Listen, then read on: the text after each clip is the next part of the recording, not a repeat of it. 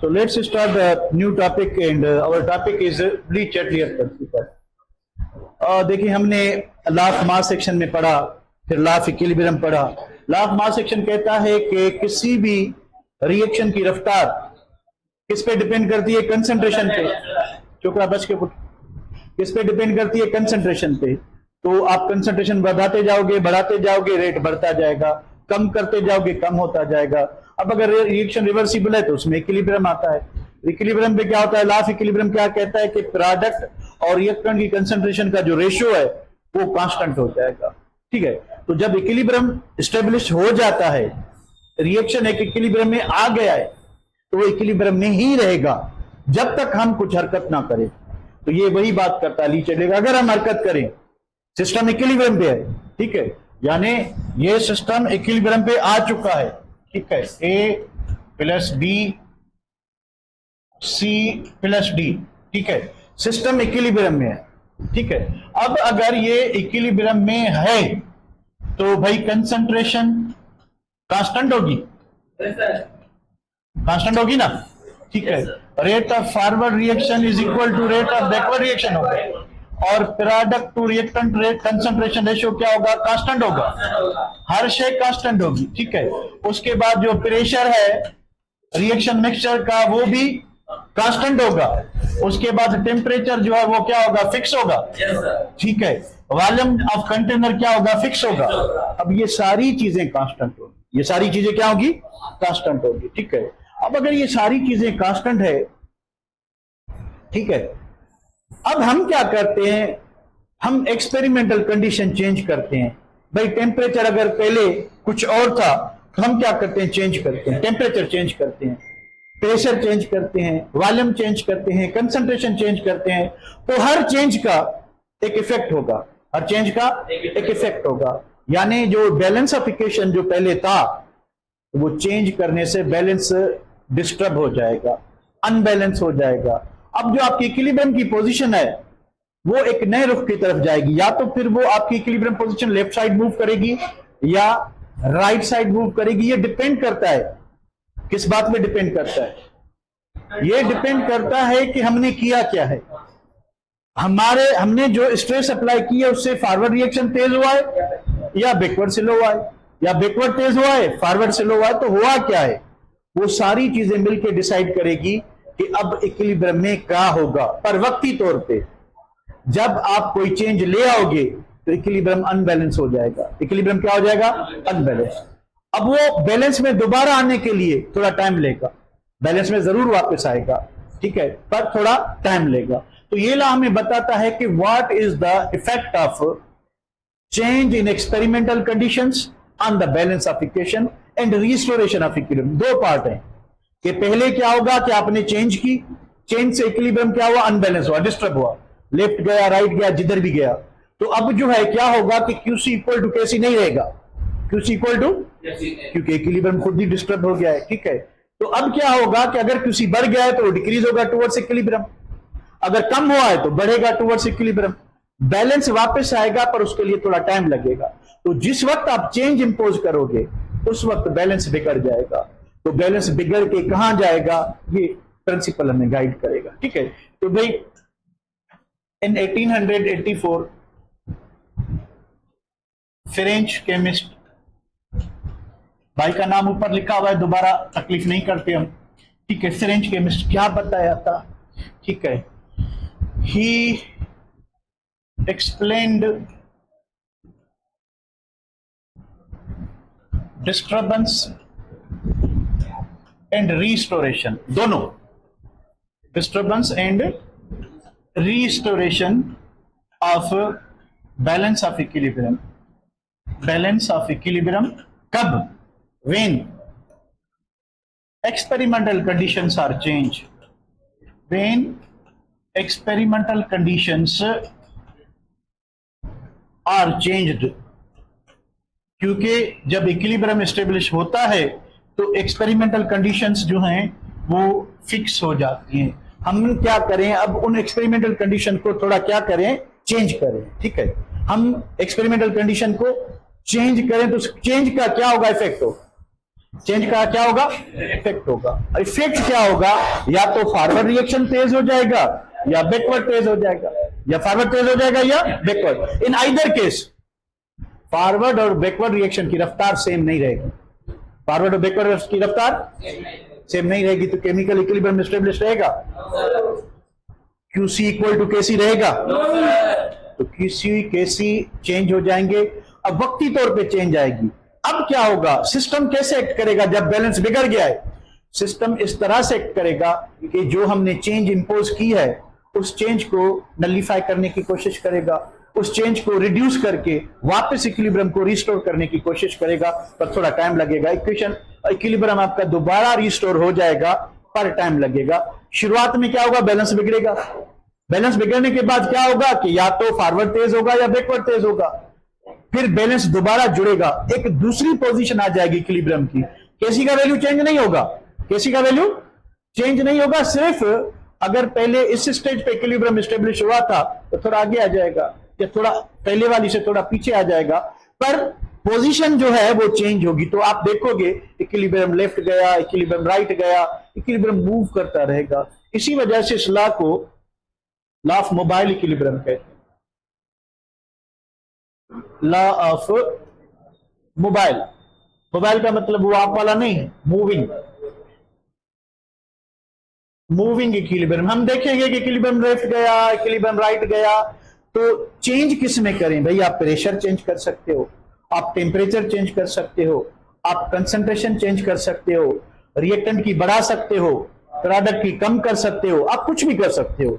किसी भी चेंज का जो इक्विलिब्रियम आपका सेटअप है, अगर उस पे वो वैल्यूज कांस्टेंट है, उनका इफेक्ट होता है तो बैलेंस ऑफ इक्विलिब्रियम बिगड़ जाएगा। ठीक है, फिर तो इस अब ये क्या कहता है? स्टेटमेंट की बात करें,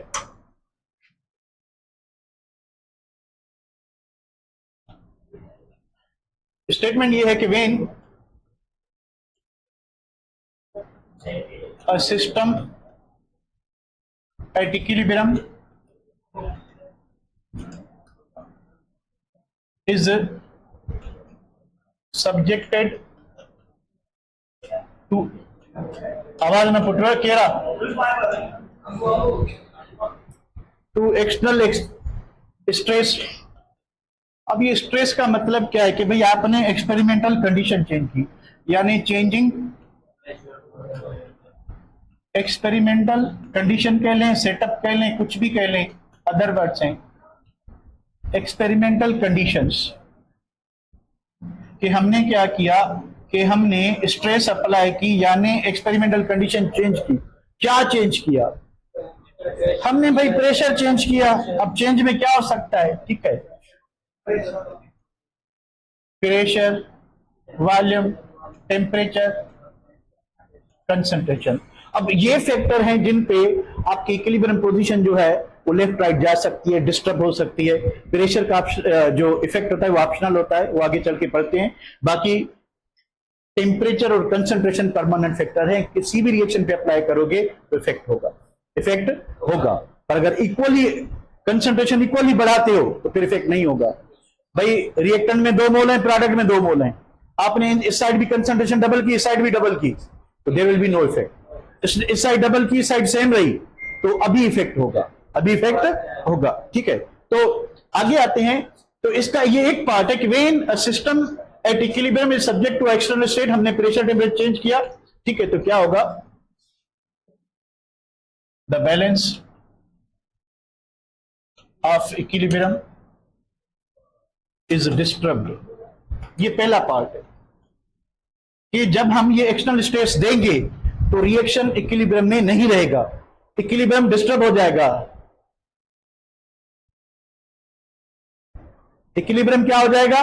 डिस्टर्ब हो जाएगा। ठीक है, तो जब इक्विलिब्रियम डिस्टर्ब हो जाएगा, ठीक है, तो उस वक्त क्या हो जाएगा?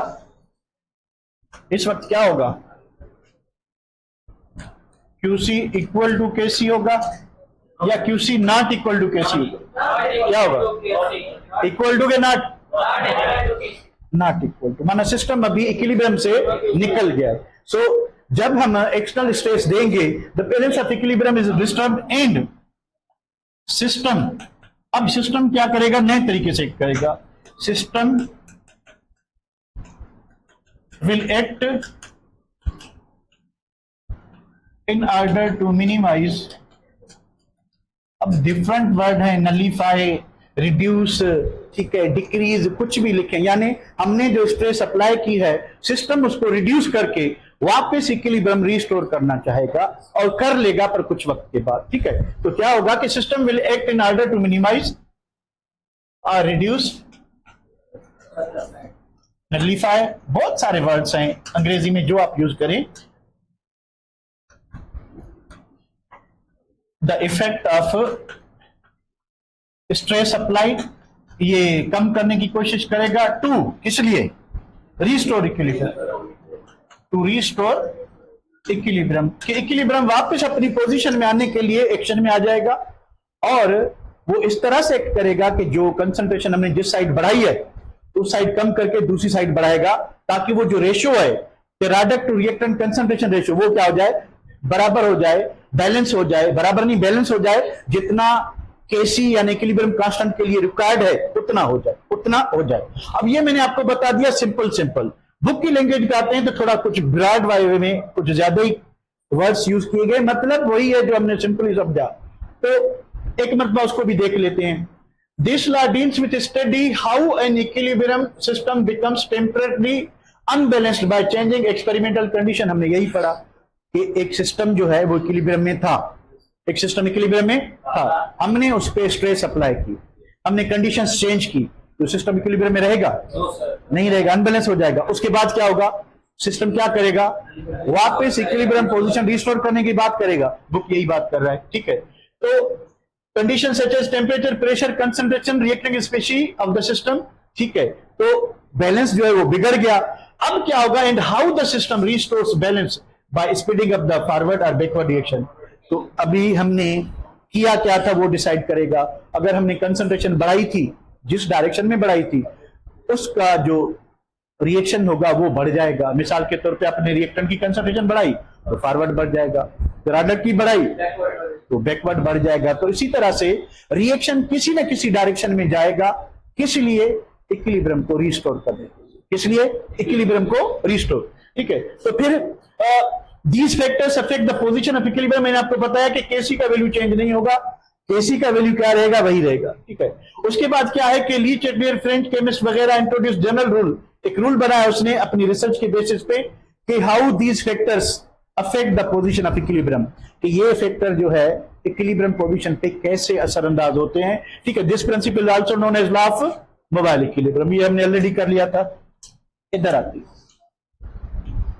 अब क्या गाल है, स्टेटमेंट की बात है, ठीक है। तो बुक की डिफिकल्ट लैंग्वेज को थोड़ा डिकोड करते हैं। इफ एक्शनल स्ट्रेस, क्या, change in experimental condition, change in experimental setup कह लें, कंडीशन कह लें, कुछ भी, प्रेशर चेंज कर लें, टेम्परेचर चेंज कर लें, concentration, pressure, temperature is applied to a system at equilibrium, system equilibrium पे था, हमने ये चेंजेस की, the equilibrium is disturbed and tends to shift in a direction to offset the effect of stress applied, कि उस direction में जाएगा जिस डायरेक्शन में वो इफेक्ट क्या हो सके, कम हो सके, और इक्विलिब्रियम क्या हो सके, रीस्टोर। तो मैंने आपको बताया कि इसकी दो की पार्ट हैं, एक डिस्टर्बेंस ऑफ इक्विलिब्रियम, दूसरा restoration of balance of equilibrium. पहले पार्ट में स्ट्रेस अप्लाई करने से इक्विलिब्रियम डिस्टर्ब होगा, बाद में रिस्टोर होगा। तो यही बात बुक में लिख रहा है, डिस्टर्बेंस ऑफ इक्विलिब्रियम कब होगा, चेंजिंग एक्सपेरिमेंट कंडीशंस, तो क्यूसी जो है वो बिगड़ जाएगा, केसी के बराबर नहीं रहेगा, ठीक है। तो शिफ्टिंग ऑफ इक्विलिब्रियम पोजीशन कब होगा, अब ये कैसे होगा, अब जो हमने स्ट्रेस अप्लाई की है उससे क्या होगा, या तो फॉरवर्ड तेज होगा या बैकवर्ड तेज होगा, या तो केसी ज्यादा हो जाएगा या केसी कम हो जाएगा। दोनों कंडीशन में जाएंगे कहां, towards equilibrium, towards, but at the time of imposing stress उस वक्त क्या होगा, रिएक्शन इक्विलिब्रियम टुवर्ड्स इक्विलिब्रियम आएगा या अवे फ्रॉम इक्विलिब्रियम जाएगा। जब आप स्ट्रेस अप्लाई करते हो उस वक्त क्या होगा, इक्विलिब्रियम अवे फ्रॉम द जो है जाएगा, आपका जो सिस्टम है it tends away from the equilibrium, क्योंकि आपने चेंज अप्लाई कर दिया। सिस्टम तो पहले इक्विलिब्रियम में था, बैलेंस बरकरार था, हमने चेंज की, उसका नतीजा ये होगा कि इक्विलिब्रियम डिस्टर्ब हो गया। अब इक्विलिब्रियम हो गया डिस्टर्ब, अब डिस्टर्ब क्या क्यों हुआ? क्योंकि कंडीशन होगी या तो फॉरवर्ड तेज हुआ होगा या बैकवर्ड, या तो क्यूसी कम हुआ होगा या क्यूसी ज्यादा हुआ होगा। तो आइदर केस अगर कम हुआ है तो अब बढ़ के टूवर्ड्स इक्विलिब्रियम जाएगा, टूवर्ड केसी जाएगा। अगर कम हुआ है सॉरी अगर बढ़ा है तो कम होके टूवर्ड्स केसी जाएगा, यानी इक्विलिब्रियम वापस आएगा पर कुछ टाइम के बाद। ठीक है, तो इसके दो पार्ट भी हो गए। अब क्या चीज है, अब हम पढ़ते हैं इफेक्ट क्या होगा। ठीक है भाई, इफेक्ट क्या होगा, एक रिएक्शन लेते हैं, ठीक है, उसी को एक्सप्लेन करते हैं। हमारे पास है कार्बन मोनोऑक्साइड, जरा गौर करना बेटा, ये गैस है, उसके बाद 3 हाइड्रोजन, ये भी गैस है, और हमें मिला मीथेन प्लस वाटर, सारे गैस है, सारे गैस है। ठीक है, हम पढ़ रहे हैं क्या, हेडिंग है हमारी इफेक्ट ऑफ कंसंट्रेशन। मैं इधर लिख लेता हूं, नंबर 1 इफेक्ट ऑफ कंसंट्रेशन। बस एक लाइन याद रखें, कौन सी लाइन के अकॉर्डिंग टू, किस लॉ की वजह से, according to law of mass action. Don't forget, concentration का इफेक्ट उसने बताया था, बिल्कुल, according to law of mass action rate is directly proportional to concentration कहें या क्या कहेंगे, एक्टिव मास। याद रहे ये भूला ना करें। ठीक है, तो हम इसका इफेक्ट पढ़ रहे हैं। इफेक्ट क्या होगा, इस तरह से होगा, हम किसकी कंसंट्रेशन बढ़ा रहे हैं, किसकी कम कर रहे हैं। बढ़ा रहे हैं तो रेट बढ़ेगा, कम कर रहे हैं तो रेट क्या होगा, कम होगा, क्योंकि there is a directly proportionality. ठीक है, अब यहां पे देखिए, ये हमारा एक्सपेरिमेंटल सेटअप है। ठीक है, अब देखिए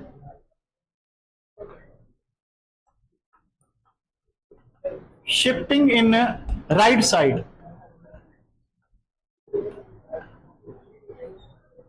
भाई राइट साइड कब बढ़ेगा, राइट साइड कब जाएगा रिएक्शन, जब क्या हो, फॉरवर्ड रिएक्शन तेज हो या बैकवर्ड तेज हो। तो फॉरवर्ड रिएक्शन बढ़ाने के लिए कंसंट्रेशन का इफेक्ट देखना है तो हमने क्या करना पड़ेगा, रिएक्टेंट की कंसंट्रेशन बढ़ानी पड़ेगी। एक और कंडीशन भी है, प्रोडक्ट की कम भी कर सकते हो, प्रोडक्ट की, फिर भी वही इफेक्ट होगा। ठीक है, हमने क्या किया, राइट साइड ये रिएक्शन कैसे जाएगा, एडिंग, या सिंबल लिखते हैं एडिंग, क्या आपने सीओ की कंसंट्रेशन क्या की, बढ़ाई। ठीक है, बढ़ाई तो क्या होगा, रिएक्शन किधर जाएगा, फॉरवर्ड डायरेक्शन में। ठीक है, आपने क्या किया, आपने कंसंट्रेशन बढ़ाई किसकी, हाइड्रोजन की, फिर भी कहां जाएगा, फॉरवर्ड। यानी अब ये रिएक्टेंट है, ठीक है, ये रिएक्टेंट है पर किसके, reactants for forward reaction, forward reaction के ये दो रिएक्टेंट हैं। अगर आप इसकी कंसंट्रेशन बढ़ाओगे, रिएक्टेंट है तो रेट फॉरवर्ड का बढ़ जाएगा, इसकी बढ़ाओगे फिर भी फॉरवर्ड का बढ़ जाएगा, दोनों की बढ़ाओगे फिर भी फॉरवर्ड का बढ़ जाएगा। ठीक है, तो आपने क्या किया कि plus carbon monoxide plus hydrogen, आपने दोनों की कंसंट्रेशन बढ़ाई दी, अगेन इक्विलिब्रियम कहां जाएगा, फॉरवर्ड डायरेक्शन में। ठीक है, अब एक और कंडीशन है। ठीक है, आपने क्या किया कि आपने इसको टच नहीं किया, आपने प्रोडक्ट को रिमूव कर दिया थोड़े से। फॉर एग्जांपल भाई इधर 100 मोल दोनों के थे, आपने -20 मोल कर दिए, तो कितने रह गए, 80। 100 मोल थे किसके, एक प्रोडक्ट के 100 से दूसरे के 100 से आपने 20 मोल निकाल लिए। ठीक है, 20 मोल निकाल लिए तो इक्विलिब्रियम रहेगा, रहेगा कि नहीं रहेगा, नहीं रहेगा। मतलब क्या हुआ, किसकी बढ़ गई, क्योंकि प्रोडक्ट की कंसंट्रेशन हमने निकाली यानी कम हो गई, तो रिएक्टेंट की बढ़ गई, तो फॉरवर्ड क्या हो जाएगा, तेज हो। ठीक है, तो अगर आप क्या करते हो, दूसरी कंडीशन क्या है, आपने नेगेटिव निकाल लिया, क्या आपने निकाल दिया CH4। ठीक है, आपने निकाल दिया कौन है, H2O, या आपने दोनों निकाल दिए, -H2O माइनस CH4, आपने दोनों निकाल लिए, फिर भी क्या होगा, so every condition leads to the forward direction, ये सारे फॉरवर्ड डायरेक्शन में। अब ये देखें इफेक्ट क्या होगा। ठीक है, ये तो हमने डायरेक्शन की बात की खाली, ये सारे फॉरवर्ड डायरेक्शन में ले जा रहे हैं। तो थोड़ी देर के लिए सोचें, क्यूसी और केसी में इस वक्त रिलेशन क्या होगा? इस वक्त क्यूसी और केसी में रिलेशन क्या होगा? फॉरवर्ड डायरेक्शन में कब जाता है? जब क्यूसी कम हो कि ज्यादा हो? कम हो कि ज्यादा हो? कम हो। ठीक है, तो एक इधर एक और मैं छोटा सा बॉक्स बनाता हूं। ठीक है, अब अगर प्रोडक्ट जो है, ठीक है, ज्यादा है तो क्यूसी भी क्या होगा? ज्यादा होगा। ठीक है, क्योंकि प्रोडक्ट को रिएक्टेंट से डिवाइड करते हैं। ठीक है, तो प्रोडक्ट ज्यादा होगी, रिएक्टेंट कम होगा, तो क्यूसी क्या होगा? ज्यादा होगा। ठीक है, अब अगर प्रोडक्ट कम है तो क्यूसी भी क्या होगा? कम होगा। अब अगर रिएक्टेंट ज्यादा है तो क्यूसी क्या होगा? कम होगा। अब अगर रिएक्टेंट कम है तो क्यूसी क्या होगा? रिएक्टेंट कम है तो प्रोडक्ट ज्यादा होगा, तो क्यूसी क्या होगा? ज्यादा होगा। ये थोड़ा वैसे डिफिकल्ट नहीं है, पर क्योंकि हम काफी चीजें मिक्स कर रहे हैं तो मे भी था आपको परेशान कर, पर बात वही है जो हमने इफेक्ट में पढ़ा था। किसमें? एप्लीकेशन में, रिलेशन बिटवीन क्यूसी एंड केसी। तो क्यूसी कम होगा, कब होगा? जब प्रोडक्ट कम होगी। जब क्या होगी? और रिएक्टेंट क्या होंगे? ज्यादा। तो क्या इन सारे केसेस में ऐसा है? गौर करें, जरा गौर करें। अब हमने क्या किया कि इसके सपोज करें कि इक्विलिब्रियम पे जो मोल थे, भाई लेट सपोज कि 100 इसके थे, 100 इसके थे, हमने प्लस किए 20 मोल किसके बढ़ाए? तो प्रोडक्ट क्या हो गया? तो प्रोडक्ट कम होगा, तो फिर केसी क्या होगा? क्यूसी क्या होगा? कम होगा। प्रोडक्ट कम है, रिएक्टेंट ज्यादा है। जो रेशो हमें इक्विलिब्रियम मेंटेन करने के लिए चाहिए था, प्रोडक्ट को रिएक्टेंट से डिवाइड करके, उस रेशो से प्रोडक्ट की अमाउंट ज्यादा है, रिएक्टेंट की कम है। सॉरी, रिएक्टेंट की अमाउंट ज्यादा है, उल्टा बता रहा हूं। रिएक्टेंट की अमाउंट, क्योंकि हमने ऐड क्या किया? रिएक्टेंट के 100 चाहिए थे, पर इस वक्त 120 है, रिएक्टेंट ज्यादा है, प्रोडक्ट कम है। तो product to reactant concentration ratio, जिसको हम क्यूसी कहते हैं, वो क्या हो जाएगा? तो अब डायरेक्शन क्या होना चाहिए? क्योंकि रिएक्टेंट ज्यादा है, फॉरवर्ड। तो इन सारे केसेस में अगर मैं इधर ए लगाऊं, बी लगाऊं, सी लगाऊं, डी लगाऊं, क्या कौन से ऑप्शन सही हैं? 2 सही होंगे। कौन से ऑप्शन सही हैं? ए तो नहीं है, क्योंकि प्रोडक्ट कम है। प्रोडक्ट क्या कम है? प्रोडक्ट लेस है, सही है।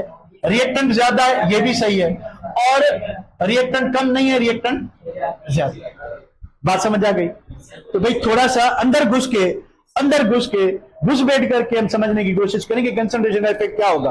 ये तो सिंपल है कि भाई इसकी बढ़ाई इधर जाएगा, इसकी बढ़ाई इधर जाएगा, इसकी कम की इधर आएगा, पर जाएगा कैसे? तो वो थोड़ा आपको माइंड में लाना है। ठीक है, अगर सिंपल सी बात करें तो इफेक्ट ऑफ कंसंट्रेशन क्या होता है? ठीक है, equilibrium always shifts in a direction of low concentration। बस ये आप नोट समझ लें, जरूरी चीज समझ लें, कुछ भी समझ लें। इफेक्ट कैसे होगा? इक्विलिब्रियम हमेशा जिस डायरेक्शन में कंसंट्रेशन कम हो रही है उस डायरेक्शन में जाएगा। रिएक्टेंट बढ़ाया, क्या कम हुआ? प्रोडक्ट, तो किधर जाएगा? फॉरवर्ड में। प्रोडक्ट कम की तो कौन बढ़ गया? तो क्या होना चाहिए? हाई कंसंट्रेशन टू लो, तो अगेन फॉरवर्ड में आएगा। ठीक है, ये फॉरवर्ड का इफेक्ट समझ आ गया? तो बैकवर्ड आप खुद समझ सकते हो क्या होगा। फिर भी हम डिस्कस कर लेते हैं, पर अभी थोड़ा स्पीड अप में करेंगे। ये इसमें कोई दिक्कत है तो बताएं। एनी प्रॉब्लम इसमें बेटा? Any problem? तो इसको रिवर्स नहीं करना, ऐसा नहीं है कि भाई इसमें फॉरवर्ड था उसमें बैकवर्ड होगा। थोड़ा माइंड में लाना है कि कैसे होगा, क्यों होगा, क्या हो रहा है, माइक्रोस्कोपिक लेवल पे क्या हो रहा है, कौन सी प्रॉपर्टीज चेंज हो रही है। जिसके खाली कंसंट्रेशन तो हम बोल रहे हैं ना, तो कंसंट्रेशन के साथ दूसरी चीजें भी तो डिस्टर्ब हो रही है ना। क्या क्या डिस्टर्ब हो रहा है? पोजीशन ऑफ इक्विलिब्रियम, क्यूसी का वैल्यू चेंज हो रहा है। हमने पढ़ा था कि क्यूसी का वैल्यू कंसंट्रेशन पे डिपेंड करता है, चेंज होती जाएगी, क्यूसी चेंज होता जाएगा, केसी कांस्टेंट रहता है। केसी उसकी कंसंट्रेशन क्या होती है? कांस्टेंट होती है। जब इक्विलिब्रियम आता है तो कंसंट्रेशन कांस्टेंट हो जाती है, पर क्यूसी वक्त की तरह बदलता रहता है। कंसंट्रेशन चेंज होती जाएगी, क्यूसी बढ़ता जाएगा। कंसंट्रेशन फिक्स, क्यूसी भी फिक्स, केसी भी फिक्स। ठीक है, अब आते हैं इसी रिएक्शन को आगे। एक चीज क्या जहन में लानी है कि system always move from low concentration to high, high to low. तो भाई ये हमारे पास है कार्बन मोनोऑक्साइड, उसके साथ हाइड्रोजन, इसको क्या कहते हैं? Water gas. क्या कहते हैं? Mixture of carbon monoxide and hydrogen is called water gas. ठीक है, सारे गैसेज हैं। ठीक है भाई, अब हमने क्या किया, हमने रिएक्शन को किधर लाना है? बैकवर्ड डायरेक्शन में। ठीक है, हमने रिएक्शन को किधर लाना है? बैकवर्ड डायरेक्शन में। तो बैकवर्ड डायरेक्शन में कैसे आएगा? जब क्या हो, प्रोडक्ट की कंसंट्रेशन क्या करें? इंक्रीज करें, या क्या करें? रिएक्टेंट की कंसंट्रेशन क्या करें? डिक्रीज करें, या क्या करें? क्यूसी को जो है वो बढ़ाएं। किससे? कैसी? वो कब बढ़ेगी? जब प्रोडक्ट ज्यादा होगा। ठीक है, वो जब प्रोडक्ट, क्योंकि क्यूसी का वैल्यू प्रोडक्ट पे डिपेंड करता है। ठीक है, प्रोडक्ट ज्यादा, क्यूसी ज्यादा। अब किससे ज्यादा? जो इक्विलिब्रियम रेशियो पे फिक्स वैल्यू होता है उसकी कंपैरिजन में ज्यादा। ठीक है, ऐसा ना हो कि केसी का वैल्यू 4 है। ठीक है, ठीक है, आपके पास एक वैल्यू रखा होता है कि भाई 1 कंसंट्रेशन है, हमने कंसंट्रेशन डबल की, तो क्यूसी बढ़ा नहीं है, क्यूसी अभी तक इक्विलिब्रियम में आया ही नहीं है, 2 हुआ। ठीक है, तो जब तक 4 होगा, 4 एक फिक्स वैल्यू है, उसके बाद अगर आप बढ़ाते हो तो फिर क्यूसी बढ़ जाएगा। किससे? केसी से। जब तक product to reactant concentration ratio 4 से कम है, आप बढ़ाते जाएं, जब तक 4 नहीं आता तब तक क्यूसी छोटा ही रहेगा, क्यूसी छोटा रहेगा। ठीक है, अब क्या होगा? अब ये कैसे अचीव कर सकते हैं? क्या करें? कैसे बढ़ाएं? बैकवर्ड डायरेक्शन में प्रोडक्ट बढ़ाएं, यानी क्या करें? बाय एडिंग CH4 और H2O, इसकी कंसंट्रेशन बढ़ाएं और प्लस करें, एक ही बात है, और बोथ दोनों। फिर दूसरी कंडीशन क्या है? रिएक्टेंट कम करें, यानी माइनस यानी डिक्रीज करें कंसंट्रेशन किसकी? CO की, और किसकी डिक्रीज करें? H2O की। इन आइदर केस क्या होगा? H2 सॉरी, ठीक है, H2 की पावर 3 लगा दो, बैलेंस चले छोड़े, और दोनों की अगर कंसंट्रेशन कम करते हैं, इन सब केसेस में क्यूसी पे इफेक्ट क्या हो रहा है? बढ़ेगा कि कम होगा? In all these cases where QC is larger than KC, तो इस कंडीशन में क्या होगा? प्रोडक्ट ज्यादा होगा रिएक्टेंट से, रिएक्टेंट कम होगा प्रोडक्ट से। अब प्रोडक्ट ज्यादा है तो कौन सा रेट ज्यादा होगा? फॉरवर्ड की बैकवर्ड? भाई गाल समझ आ गई? कोई डिफिकल्टी? एक मिनट फिर भी देख लें, 1 मिनट दें इसको, 1 मिनट दें इसको, देख लें। चलिए अभी बुक की लैंग्वेज, जो डिफिकल्ट लैंग्वेज उस पर आते हैं। बुक क्या कहता है कि when some amount of carbon monoxide hydrogen is added, कि इसकी या इसकी कुछ अमाउंट हमने क्या की? ऐड की, तो कहां जाएगा सिस्टम? क्यों जाएगा? रिएक्टेंट की कंसंट्रेशन बढ़ाइए। ठीक है, the reaction quotient QC becomes less than KC, कम हो जाएगा क्योंकि हमने प्रोडक्ट नहीं रिएक्टेंट ऐड किया है। प्रोडक्ट क्या हो गया? कम हो, तो क्यूसी क्या हो जाएगा? कम हो जाएगा, और बैलेंस क्या हो जाएगा? बिगड़ जाएगा। ठीक है, तो the stress caused by CO and H2 is relieved by shifting equilibrium to right, क्योंकि इस साइड कंसंट्रेशन बढ़ गई है और प्रोडक्ट क्या उसकी कंपैरिजन में कम है। तो कैसे बैलेंस वापस आएगा? जब रिएक्शन कौन सा बढ़ेगा? फॉरवर्ड में। मोर क्या बने? प्रोडक्ट बने या रिएक्टेंट? प्रोडक्ट ज्यादा, क्योंकि रिएक्टेंट की अमाउंट तो बढ़ चुकी है, तो अब प्रोडक्ट ज्यादा बढ़ेगा, तेजी से बढ़ेगा। रिएक्टेंट भी बैकवर्ड भी डायरेक्शन में रिएक्शन हो रहा है, पर वो स्लो होगा, फॉरवर्ड क्या होगा? तेज होगा। तो आहिस्ता आहिस्ता दोबारा इक्विलिब्रियम क्या हो जाएगा? रिस्टोर हो जाएगा। ठीक है बेटा, तो भाई some carbon monoxide hydrogen are consume होंगे, कुछ जो है प्रोड्यूसिंग, ये अंटिल क्यूसी बढ़ता रहेगा, क्योंकि कम हो गया है उस वक्त तक बढ़ता रहेगा जब तक क्या हो जाए? क्यूसी इक्वल टू क्या हो जाए? केसी। चले भाई, अब आते हैं दूसरे पे। हा, ये वही चीज है, वही रिएक्शन है। ठीक है, अब हम बात करते हैं किसकी? Effect of pressure.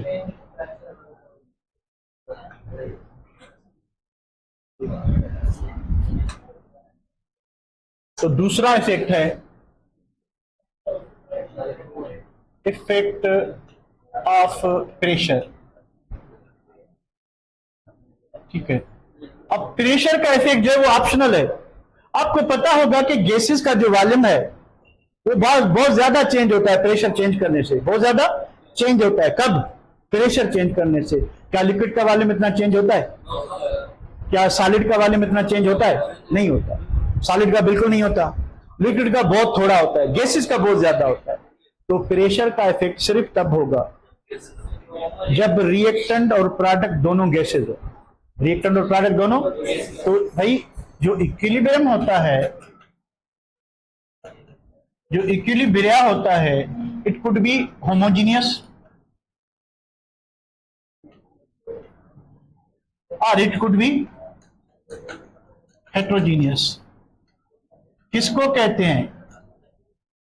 अगर रिएक्टेंट और प्रोडक्ट एक ही स्टेट में है, ठीक है भाई, आपका जो रिएक्टेंट है वो भी गैस, प्रोडक्ट भी गैस, तो ये होमोजीनियस है। रिएक्टेंट भी गैस, रिएक्टेंट भी लिक्विड, प्रोडक्ट भी लिक्विड, ये भी होमोजीनियस है, ठीक है। रिएक्टेंट भी सॉलिड, प्रोडक्ट भी सॉलिड, ये क्या है? ये भी होमोजीनियस है, ठीक है।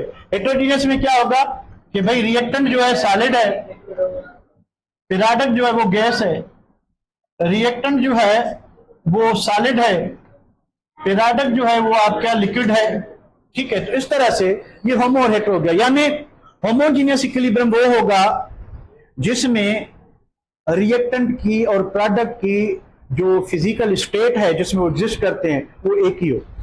रिएक्टेंट गैस है, प्रोडक्ट भी गैस हो, प्रोडक्ट लिक्विड है, रिएक्टेंट भी लिक्विड हो, प्रोडक्ट सॉलिड है, रिएक्टेंट भी सॉलिड हो, तो होमोजीनियस होगा। अगर रिएक्टेंट और प्रोडक्ट की स्टेट एक जैसी नहीं है या रिएक्टेंट भी दोनों डिफरेंट है, प्रोडक्ट और है, तो हेट्रोजीनियस होगा, ठीक है। अब प्रेशर का जो इफेक्ट होगा, क्योंकि आपको पता है कि प्रेशर का इफेक्ट ना ही लिक्विड पे होगा ना ही सॉलिड पे होगा। यहां पे ये सॉलिड है, इस पे नहीं होगा, यहां पे ये सॉलिड है, इस पे नहीं होगा, यहां पे लिक्विड है, इस पे नहीं होगा। तो सिर्फ एक ही ऑप्शन रह जाता है, कौन सा? कि प्रेशर का इफेक्ट तब होगा जब इक्विलिब्रियम होमोजीनियस और गैसियस, होमोजीनियस और इसके साथ एक और कंडीशन भी है कि मोल्स सेम ना हो, मोल सेम ना, और भी है, ठीक है। तो पहली बात, the pressure, the effect of pressure, the effect of pressure, जरा गौर करना बेटा, ये समझने वाली बात है। पूरे आप इसका चैप्टर का जो निचोड़ है वो यही टॉपिक है, ठीक है। द इफेक्ट ऑफ प्रेशर यानी टॉपिक, यानी जो लॉ चल रहा है इसमें लॉ ऑफ मास सेक्शन भी आ गया, इफेक्ट ऑफ प्रेशर भी आ गया, कंसंट्रेशन भी आ गया, तो ये इसमें ज्यादा है, ठीक है। द इफेक्ट ऑफ प्रेशर किससे एसोसिएटेड है? Is associated with change in volume, with change in volume. अब आपको पता है कि volume is inversely proportional to pressure, volume is inversely proportional to, यानी अगर आप प्रेशर बढ़ाओगे तो वॉल्यूम क्या होगा? कम होगा। अब यहां पे देखें, हम इस पूरे लॉ में हम क्या कहते हैं कि rate is directly proportional to concentration. तो कंसंट्रेशन क्या होता है? मोल पर यूनिट वॉल्यूम, मोल पर यूनिट वॉल्यूम। तो मोल को हम वॉल्यूम से क्या करते हैं? डिवाइड करते हैं।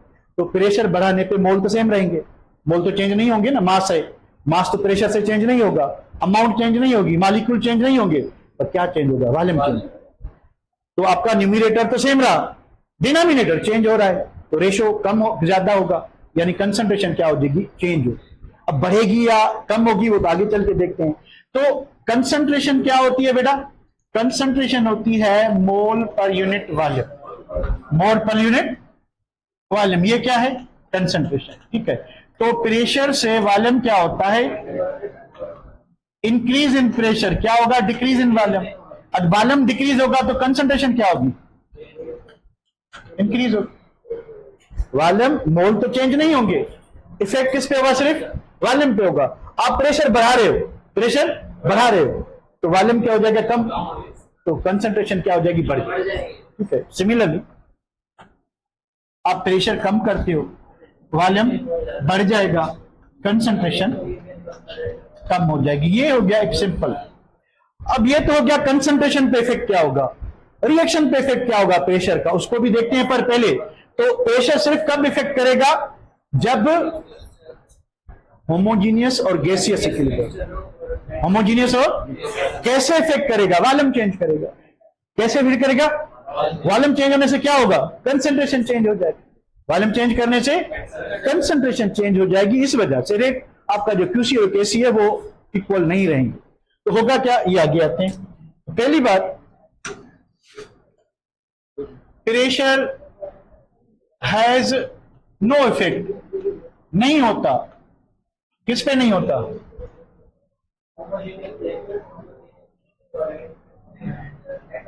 होमोजीनियस किसका? गैसेस का नहीं होगा if delta n is equal to 0। यानी अगर रिएक्टेंट और प्रोडक्ट के मोल सेम है, रिएक्टेंट और प्रोडक्ट के मोल सेम है, तो दोनों साइड पे इक्वल इफेक्ट होगा। जब तक मोल अनइक्वल नहीं होंगे तो अनइक्वल होंगे तो अनइक्वल इफेक्ट होगा, इक्वल होंगे तो इक्वल इफेक्ट होगा। क्या होगा? Equal effect. ठीक है। अब अगर आपके पास लिक्विड्स है, सॉलिड्स हैं, ठीक है, उसके बाद हेट्रोजीनियस है, अब इनमें भले delta n is equal to 0 है या delta n is equal to non zero है, ये सारी कंडीशन पे प्रेशर का इफेक्ट नहीं होगा। किस पे? Gas pressure has no effect, homogeneous equilibrium में है भी गैसेस का, पर मोल सेम है, नहीं होगा। ठीक है। लिक्विड का है, सॉलिड का है, नहीं होगा। भले मोल सेम है, डिफरेंट है, हेट्रोजीनियस है, फिर भी नहीं होगा। ये बात क्लियर है? तो कब होगा? Pressure only effect to condition. Number 1, delta n is not equal to 0। ठीक है। Number 2, gaseous homogeneous. सिर्फ गैसियस होमोजीनियस होना चाहिए, रिएक्टेंट भी गैस, प्रोडक्ट भी गैस, और मोल्स भी अनइक्वल, मोल्स भी अनइक्वल। यहां तक क्लियर है? यहां तो कोई प्रॉब्लम?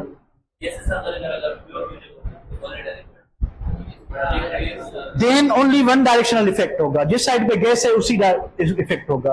वो हमारे सिलेबस में होता है, हमारे पास नहीं है। होता है कि अगर एक लिक्विड है, एक सॉलिड है, दूसरा है, जैसे वो है कैल्शियम कार्बोनेट वाला, तो इसमें क्या होगा? कैल्शियम ऑक्साइड प्लस कार्बोनेट, इस पे इफेक्ट होगा। ठीक है। तो इसकी जो कैपिकेशन बनती है ना, वो सिर्फ हम लिखते हैं CO2, नथिंग एल्स, बाकियों पे इफेक्ट होगा नहीं। ठीक है। तो ये ऊपर वाली बुक्स में होता है, हमारी लेवल पे नहीं है। ठीक है। तो हम यही बात करते हैं कि सिर्फ होमोजीनियस, रिएक्टेंट भी गैस, दोनों गैसेज हो तब होगा, वरना नहीं होगा। ऐसा नहीं है, इस पे भी होता है। ठीक है। पर क्योंकि ये पोर्शन हमारे पास है नहीं, तो इसको आप समझना कि ये नहीं है। ठीक है। भूल ना जाओ, चलें, और वो खामखा जो है, पर होता है, ये आपको पता होना चाहिए। ठीक है। चलें, इसको मैंने, यहां तक क्लियर है बेटा? यहां तक कोई डिफिकल्टी? कोई डिफिकल्टी यहां तक? बढ़े आगे, थोड़ा सा आगे बढ़ते हैं। अब क्या बात है, ये तो था कि भाई किस पे इफेक्ट होगा, किस पे नहीं होगा। इफेक्ट होगा कैसे? होगा नहीं होगा तो ये बात गुजर गई, होगा कैसे? देखिए, अकॉर्डिंग टू ली चैटलियर, भाई क्या कहता है?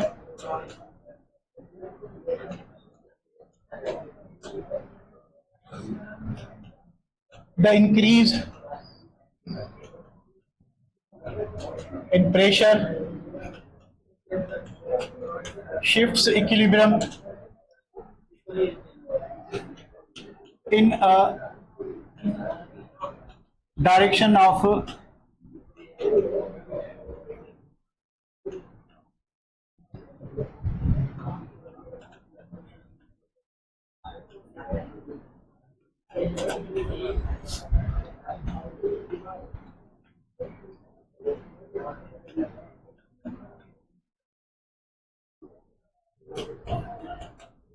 इसको जरा अंदर डालें, तब तक मैं लिख लूं, फिर आपको समझाता हूं। Similarly,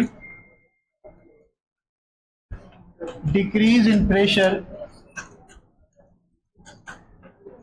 shift equilibrium in a direction of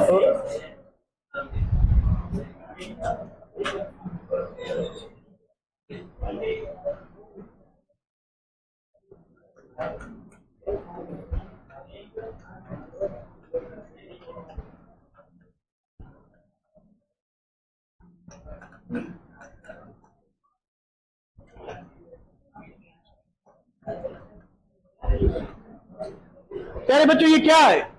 अब ये सिंपल बात है।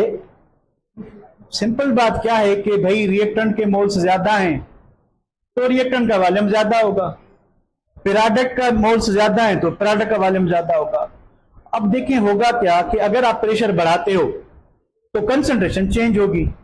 अब एक साइड पे 2 मोल एक साइड पे 3 मोल हैं तो ज्यादा इफेक्ट क्या होगा? 2 मोल पे 3 मोल होगा, दोनों पे, दोनों की कंसंट्रेशन बढ़ेगी। और एक साइड पे 3 मोल है एक साइड पे 2 मोल, तो ज्यादा इफेक्ट किस पे होगा? तो डायरेक्शन क्या होना चाहिए? 3 से 2 या 2 से 3? यानी प्रेशर जब आप बढ़ाओगे तो डायरेक्शन क्या होगा कि जहां जिस साइड पे मोल्स ज्यादा हैं उस साइड वॉल्यूम क्या होगा? ज्यादा होगा, उसके अपोजिट डायरेक्शन में, उसके अपोजिट डायरेक्शन में। चलें इधर अभी टाइम कितना है मुझे ये बताएं पहले। 2 मिनट है, चलें 2 मिनट में इधर हम करते हैं। रिएक्शंस देखें जरा। प्रोडक्ट साइड कितने मोल हैं? 2। रिएक्टेंट साइड कितने हैं? 1। तो इफेक्ट क्या होगा? प्रेशर बढ़ाओगे तो कम मोल किस साइड है? Reactant side. तो equilibrium shift to the left जब क्या होगा? प्रेशर इंक्रीज हो। और इक्विलिब्रियम कहां जाएगा? हेलो, हाँ, हेलो, तव्हां वञो पोइ इनखे जहर खे मोकिले बसि 10 मिनट लगता। ठीक है बेटा? तो इसमें ऐसा होगा, देखिए मोल किस साइड ज्यादा है? Product side. तो आप प्रेशर बढ़ाओगे तो इक्विलिब्रियम का डायरेक्शन क्या होगा? कम मोल की तरफ। ठीक है? और कम करोगे तो ज्यादा मोल। ये कैसे है? वॉल्यूम वाला इफेक्ट है। ठीक है? या आप वॉल्यूम का इफेक्ट कैसे होता है कि नंबर ऑफ मोल बढ़ाने से क्या होता है? वॉल्यूम बढ़ जाता है। ठीक है? तो सेकंड रिएक्शन पे आए, मोल किस साइड ज्यादा है? Reactant side. तो प्रेशर बढ़ाओगे तो किधर आएगा? फॉरवर्ड में। प्रेशर कम करोगा तो फिर किधर जाएगा? बैकवर्ड में। यहां पे देखिए दोनों साइड मोल इक्वल है। तो कल आपको छुट्टी है, ऑनलाइन गाइस आप भी सुन लें, कल आपको छुट्टी है बेटा, अभी मंडे को टेस्ट होगी। ठीक है? और मंडे को आपकी टेस्ट 3 आवर्स की होगी, 180 क्वेश्चन वाली, तो छुट्टी अकॉर्डिंगली होगी।